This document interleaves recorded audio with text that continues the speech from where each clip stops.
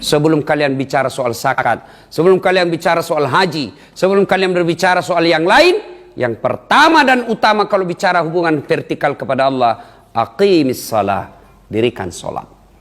Itu aja, jangan enggak usah banyak bicara. Mau masuk surga perbaiki sholatmu. Biar kau punya bangun masjid 9 kau bangun masjid. Kau dirikan panti asuhan 3. Ya, kau puasa Senin Kamis, haji tiap tahun, tapi tidak pernah sholat. Tidak ada gunanya semua kebaikanmu. Makanya itu yang begini, non muslim tidak bakal masuk surga. Meskipun bagus akhlaknya, meskipun bagus dia punya sifat, tapi kalau tidak sholat, tidak ada. Kalian juga sedulur-sedulur, tutur kata sopan, akhlak baik, tapi tidak sholat, tidak ada gunanya. Kenapa? As-salatu miftahul khair, as-salatu miftahul jannah, as-salatu imanuddin. Sholat itu kuncinya agama, sholat itu kuncinya surga, sholat itu tiang agama, sholat itu kunci kebaikan. Tidak ada sholatmu, tidak ada pintu surgamu. Tidak ada sholatmu, tidak ada tiang agamamu. Tidak ada sholatmu, tidak ada kunci kebaikanmu. Maka sholat adalah fundamental dalam sebuah agama. Adik-adik masih ingat sejarahnya turun sholat? Allah perintah puasa, ayat saja turun. Allah perintah haji, ayat saja turun. Allah perintah zakat, ayat saja diturunkan. Tapi ketika Allah perintah sholat, oh tidak boleh ayat turun. Rasulullah dijemput oleh 4 malaikat, dipimpin oleh Jibril menghadap kepada Allah. Kenapa? Ini perintah penting, tidak boleh di SMS. Harus datang jemput ini. Kenapa? Ini perintah penting. Adik-adik tidak puasa tetap Islam, tidak zakat tetap Islam, tidak haji tetap Islam, tidak bayar zakat tetap Islam, tapi tidak sholat, kafir kalian. Bahkan Imam Syafi'i menjelaskan, menurut mazhab Syafi'iyah, orang tidak sholat haram disolati kalau dia mati. Jadi kalau tidak sholat, tidak ada cerita. Sudah. Nih, Ahwat. Kau mau lihat jodoh, milih jodoh, biar cakep, yang penting baik sholatnya. Daripada sudah jelek, hancur mukanya, tidak sholat lagi. Beleng-beleng. Kau juga cowok, biar cantik, yang penting sholat.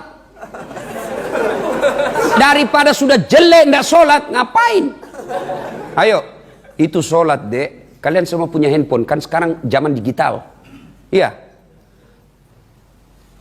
Andai saja sholat itu barang elektronik, maka barcode itulah sholat. Coba kalau kalian beli barang elektronik, ada semua barcode-nya toh? Cik, cik, cik, cik. Sah. Muncul lagi. Hilang lagi. Berarti sholatnya hari Jumat. Barcode-nya timbul tenggelam. Ini cewek nih banyak tidak sholat kalau selesai haid. Kasih jalata gratis dari Allah 5 hari, dia tambah 2. Bilang bapaknya, kenapa belum sholat? Biasanya kok cuma 5 hari. Belum bersih, masih ada sedikit-sedikit. Dia bilang bapaknya, kok bohong? Apa bohong pak? Saya kasih lihat. Yo, ini kalau cowok kapan banyak ndak sholat? Kalau ada sepak bola, pertandingan mulai 2:30 subuh, perpanjangan waktu 2 kali 45 menit, masih seri, adu penalti. Begitu adu penalti azan subuh, kau pilih mana? Pilih mana? Pilih mana? Pergi sholat, pret, pencitraan. Ya, kemanakan saya? Diambil sajadahnya, sholat depan televisi. Setin depan tadi. Siapa ajar gol? Dia bilang ke masjid om, ketinggalan gol. Kalau kita nonton ketinggalan gol, kita kalau pergi ke masjid. Saya nonton ketinggalan sholat, jadi saya jamak lah di depan. Ayo, adik-adik sekalian,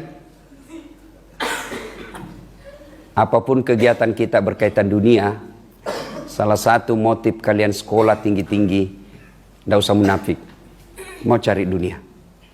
Saya sekolah jadi insinyur, saya jadi master, saya apa? Itu apa Ustaz? Kalian tuh apa? Ya supaya dapat kerja yang baik lah, hidup mapan. Siapa yang punya dunia, Dek? Siapa? Raja? Bukan. Sultan? Bukan. Siapa? Allah. Artinya apa? Mustahil dunia dalam genggamanmu. Kalau yang punya dunia kau jauhi. Iya. Saya punya handphone. Mau dapat handphone dari saya, you harus dekat dong sama saya. Ya. Minta kepada Allah ini dunia. Kecil. Kecil punya mobil. Kecil punya rumah. Kecil lunas utang. Kecil sembuh penyakit. Gimana caranya? Yuk dekati Allah. Dekat lu dengan Allah. Kecil jadi sarjana. Kecil itu sekolah ke luar negeri. Kecil. Apa yang mustahil di sisi Allah? Orang bilang tidak masuk akal. Gimana caranya orang miskin mau pergi haji? Itu kalau logika pikiranmu. Allah berpikir, Allah menyampaikan, kau tidak usah bagaimana caranya deh. Tidak usah kau pikir bagaimana caranya. Caranya saya Tuhanmu yang maha kuasa. Kau tahu urusanmu, perbaiki sholatmu. Jangan ganggu orang. Saya kasih kau apa yang kau mau. Apa susahnya Allah kasih kita? Ya, adik-adik. Ada enggak perempuan hamil tidak pernah nikah? Tidak pernah disentuh laki-laki? Bisa enggak? Perempuan hamil tidak pernah disentuh laki-laki. Masuk akal enggak? Menurut ilmu kedokteran, ilmu biologi, tidak mungkin kalau tidak pernah dibuahi oleh laki-laki. Itu kata logika manusia. Tapi kalau Allah yang mau, tidak disentuh laki-laki hamil. Siapa? Siti Maryam. Lahir Isa alaihi salam. Tidak masuk akal. Kalau Allah yang mau, tidak ada yang masuk akal. Tidak ada yang tidak masuk akal buat Allah. Siti Maryam melahirkan Isa alaihissalam. Coba. Kalau Allah yang mau, tidak ada yang mustahil. Gampang bagi Allah. Gampang buat Allah. Siti Maryam, Isa alaihissalam lahir tidak pernah punya bapak. Ini alasannya orang Nasrani mengatakan, salah satu alasannya, kenapa dianggap Isa alaihissalam sebagai Tuhan? Karena dia tidak punya bapak, salah satu sebabnya. Saya bilang kalau begitu, kenapa bukan Nabi Adam bapak Tuhanmu? Adam tidak ada bapaknya, tidak ada mamanya. Lebih hebat ini Adam.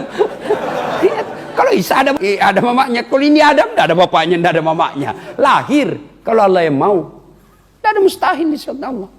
Adik-adik di sini, ini anak kos-kos. Yuk, kalau kosanmu terbakar, tersandra dalam api, bisa hidup enggak? Kata logika enggak mungkin. Manusia kalau terbakar 70%, kalau terbakar hangus badannya 70% pasti mati. Ada manusia dibakar 100% dalam tubuhnya dalam api yang menyala-nyala besar, keluar kedinginan. Enggak masuk di akal. Siapa? Ibrahim alaihissalam. Kalau Allah mau, tidak ada yang mustahil. Keluar dia kedinginan. Maka masuk surga gampang buat Allah. Syaratnya sholat. Sholat adalah kuncinya surga. Ada biasa ini pahamnya anak-anak. Oh, tidak penting sholat. Yang paling penting hatimu dong. Tidak penting sholat. Ngapain lu sholat kalau hatimu busuk? Yang paling penting hatimu bersih. Biar kau tidak sholat. Tiba-tiba anak muda sampingnya, setuju gue. Bener banget lu bro. Karena dia juga tidak sholat. Kalau ada orang kalau ada yang bilang yang penting hatimu baik biar tidak sholat, tolong tanya siapa nabinya. Yuk, siapa nabinya? Ada yang kalah bagus akhlaknya Rasulullah? Ada yang kalah baik hatinya Rasulullah? Rasulullah manusia paling mulia, tidak pernah mengganggu orang, akhlaknya baik, hatinya bersih. Mestinya beliaulah orang yang pertama tidak sholat. Tapi buktinya beliau tetap sholat. Bahkan riwayat mengatakan kalau beliau sholat sunnah sampai bengkak betis beliau. Sholat sunnah sampai bengkak betis beliau. Kita sekali bengkak betisnya biri-biri. Apalagi asam urat. Rasulullah. Ya, perbaiki sholat. Adik-adik. Cewek mau dapat cowok yang baik, perhatikan sholatnya. Kalian juga cowok mau dapat istri yang baik, perhatikan sholatnya. Ibu-ibu mau dapat mantu yang baik, perhatikan sholatnya. Jangan tanya orang siapa dia. Nanti dia pencitraan. Gimana caranya? Ajak dia. Dek, kau datang ya. Kenapa ibu? Kau datang sholat. Kau datang. Jangan bilang sholat maghrib. Takut dia banyak alasannya. Kau datang jam 5 sore ya. Iya bu. Tunggu cerita. Masuk maghrib. Dek, kau azan ya? Azan. Sudah azan. Sekalian jadi imam. Mulai dia keringat dingin. Ya, perhatikan sholat. Demi Allah, kecil adik dunia. Kecil. Yang disampaikan tadi MC kan? Bukan mau takabur. Ini supaya kalian yakin. Ya, dengar gelar saya tadi itu kan banyak betul. Ya. S1 saya 2, doktor saya 2, bersamaan waktunya, satu dalam negeri, satu luar negeri. Bersamaan waktunya. Kalau tidak bersamaan waktunya gampang. Tapi bersamaan waktu, satu luar negeri, satu dalam negeri, tidak masuk akal kata manusia. Tapi bagi saya tidak ada yang tidak masuk akal buat Allah. Kalau saya tekun, masa Allah tidak kasih saya? Saya bukan mau jadi perampok. Saya bukan mau jadi rentenir. Saya hanya mau menuntut ilmu. Dan ilmu dalam agama itu wajib buat kita. Masa Allah tidak kabulkan keinginan saya? Caranya apa? Saya perbaiki sholat. Alhamdulillah bisa. Kecil jadi pegawai negeri bos, kecil. Kecil sekali itu. Apa susahnya Allah?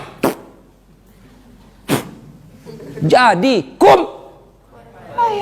itu aja Allah. Jadi, maka adik-adik sekalian, kalau kau punya target, mau cita-cita terkabul, perbaiki sholatmu. Kenapa hidupku susah? Kontrol, gimana sholatmu? Kenapa masalah demi masalah tidak mau berhenti? Kontrol sholatmu. Jangan salahkan orang lain, jangan cari kambing hitam. Lebih kau kambingkan dirimu sendiri.